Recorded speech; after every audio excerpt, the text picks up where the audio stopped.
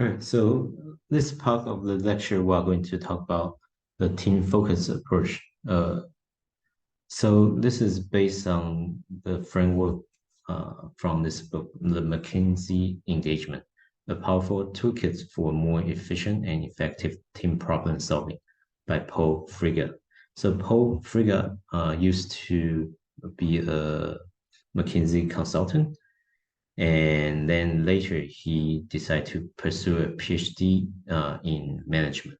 And based on his years of studies and years of experience in McKinsey, he came up with this team focus framework to highlight what he have noticed in McKinsey. So this team focus framework, although it's the title of the book is called The McKinsey Engagement, this framework is not really advocated within McKinsey, but it is a framework developed by Friedman Frigga based on his observation and his study. And I found this approach to be fairly simple and straightforward, and it nicely capture the two major aspects that most consulting project will involve, which is the interpersonal aspect and the analytical aspect of the consulting tasks. So that's why I really want to highlight this framework for you to have some basic understanding before you actually going to talk to your potential clients on week on the next few weeks, right? So let's get started. So the first component of this team framework is involve talk, basically communication. And as you can see from the previous slides, this book is really structured according to the acronym team focus. Team represent talk, evaluate, assist, motivate. It's really centered on interpersonal interaction affecting project management and problem solving, while focus represent frame, organize, collect, understand, synthesis is centered around analytical element of successful problem solving. So talk is perhaps one of the most important elements for high quality team problem solving, which is to establishing a very clear channel of communication. So in this chapter, it highlights several communication tools and provide further guidance in terms of the best practice in to facilitate the best process for communication. So it highlights the three important rules for engagement. These rules are, first of all, you want to communicate constantly with your team members. And so remember, in any of the consulting project, on very rare occasions, you often involve a team. This team can be uh, mostly consists of consulting teams who where these consulting firms will assemble a group of individuals specialized in different areas, working together to solve a particular client-based task. So it's very important for this team to communicate and be willing to share both good and bad news. Otherwise, if you cannot even get the information sharing flow freely within this consulting group, then most likely it doesn't matter how much data, how much information you have collected from client from other sources. Those information simply won't be utilized efficiently, right? And different people have different type of skill set, and it's likely that without any communication, the unique solutions that one of the consulting members came up with would not be carefully considered. So that's why the first rule of engagement is constantly communicate, sharing both good and bad news. Second rule is that you want to listen to each other attentively. Oftentimes that can be difficult simply because we all have our own agenda, right? With study have shown that with different backgrounds, educational backgrounds, we often tend to emphasize on different things. So you want to, that's why you want to really pay attention to what others are saying. Don't interrupt and focus on you. Make sure you focus your undivided attention to speakers, whoever is expressing their opinions in the group settings. And you really want to also help others understand your message by summarize, paraphrase to demonstrate you actually truly understand what they are saying. And the third rule for an engagement is you want to really separate issues from people. That simply means that you want to discuss the pro and con of the ideas on its merit, and you really don't want to get biased by your attitude toward the speakers, toward others, right? Because that really won't help you to communicate effectively. And another important thing they highlight is that you want to immediately document and share key takeaway after every team meetings and even with client meetings, right? So these three are important rules that you should follow whenever you have meetings within your team and with your clients. A second important component is evaluate. So basically what this referred to is that teamwork basically is a dynamic process. So at the same time, you want to carefully evaluate the level of performance carefully. And the most successful team are those they are able to objectively evaluate their current level of performance and figure out the best.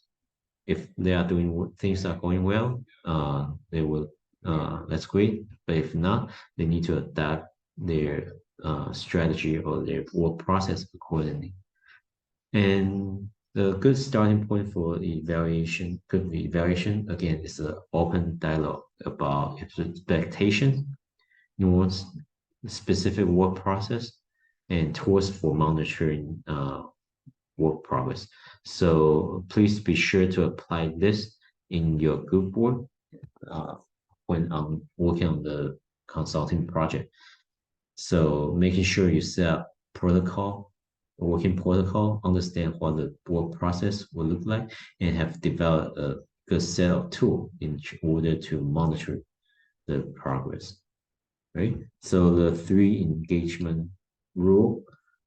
First, you want to discuss the team dynamics, and that really means that want to set up protocols and understand and share your each other's strength and weakness.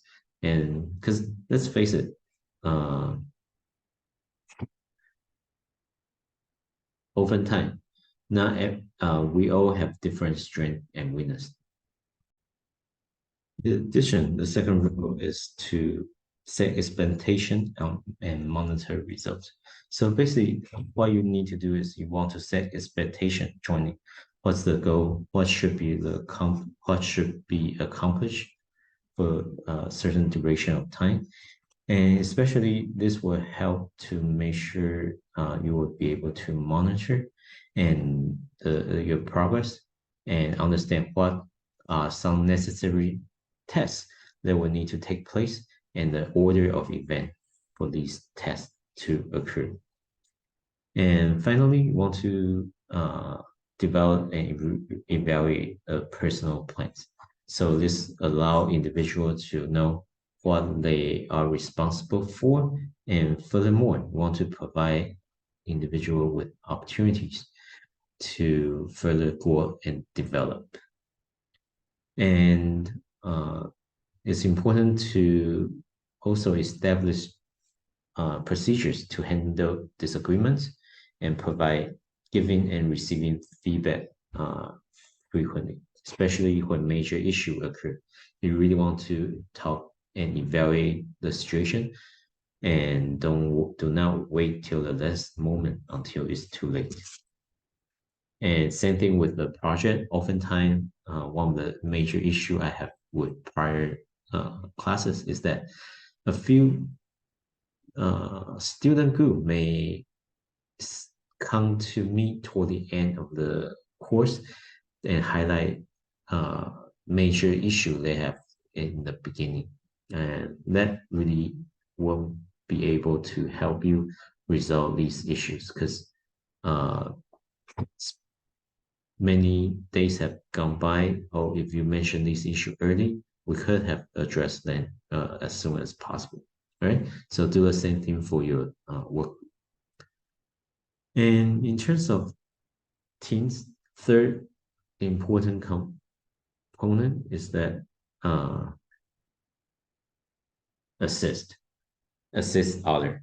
Remember, this consulting project often involve a group of individuals working on these tasks, and we all have different strength and weakness, right? So make sure, and given that evaluate the test evaluation is the only way in which we can adequately identify where to focus our energy in the evaluation phase. And please know that you really want to, after the evaluation phase, it supposedly will help you to identify the strength, particular strength of team members that could be later leveraged, utilized for the overall group to achieve their ultimate success, right? So you really want to strategically leverage the unique capabilities. And six, help each other to ensure that the overall project would be a success. So that really means that team members should help each other and also hold each other accountable for their assigned responsibility.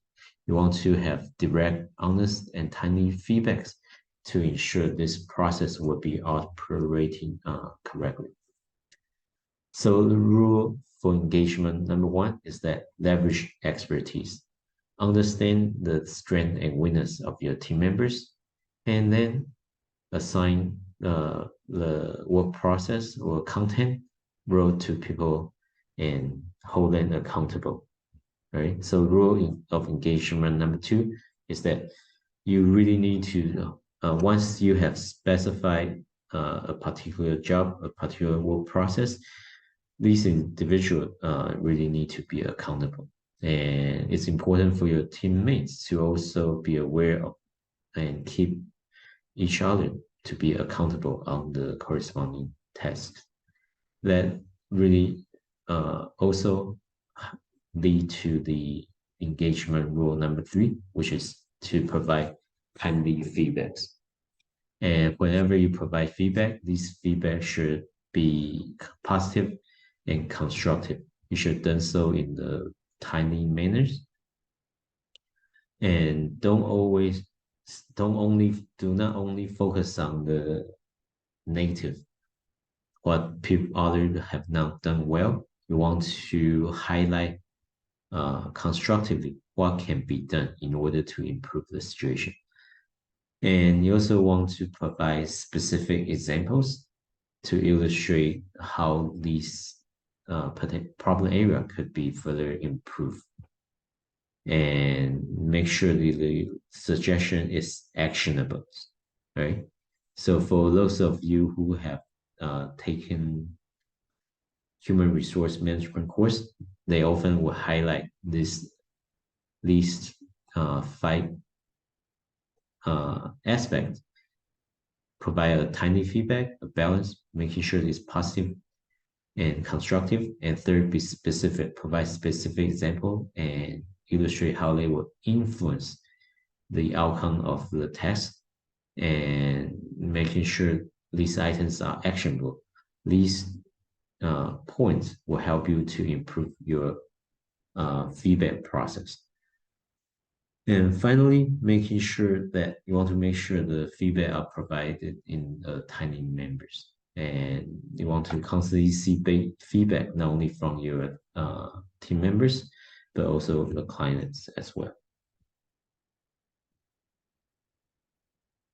And the last components of the team framework is to motivate. This is the last components of the model's interpersonal components. It involve very specific strategy for motivations.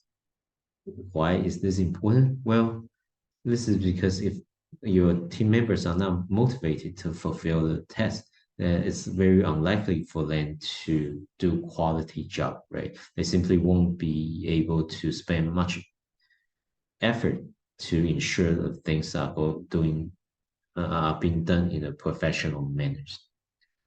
So there are three rule of engagement on how you can ensure team member are motivated. First is that you need to recognize that everyone is motivated by different things, right? So if you take an organizational behavior class, oftentimes they will include an important section on motivation. From that session, they often divide motivators into two general categories: intrinsic motivation and extrinsic motivation. Some people will better motivated to do things intrinsically. For those individuals, you want to make sure the task they assign or the project they work on, the project component they work on, are intuitively interesting to that particular individual. So they will be self-motivated.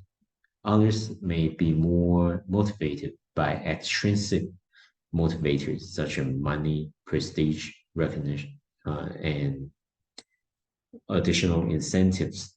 So just important thing to be aware of is that understand there are individual difference in what will motivate others.